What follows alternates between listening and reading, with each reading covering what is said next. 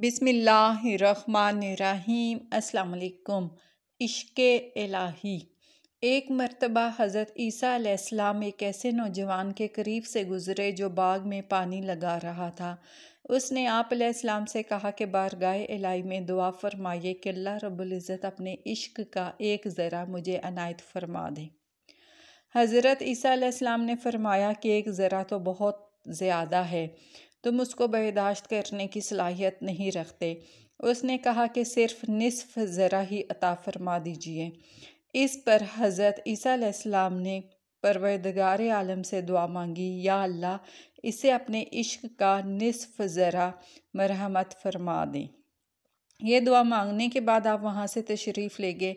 कुछ अर्सा बाद फिर इसी रास्ते से आप अलैहिस्सलाम का गुज़र हुआ और उस जवान के बारे में दरियाफ़्त किया तो लोगों ने बताया कि वो तो दीवाना हो गया है और पहाड़ों पर चला गया है। हज़रत ईसा अलैहिस्सलाम ने परवरदिगार आलम से दुआ मांगी, या अल्लाह इस जवान से मेरा सामना कर दें।